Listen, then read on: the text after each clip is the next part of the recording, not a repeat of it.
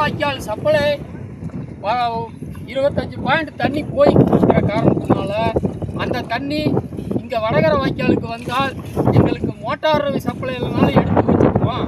தண்ணி முடியாத காரணத்தினால நாங்கள் விவசாயிகளாக சேர்ந்து இதை பறித்து விட்டோம்.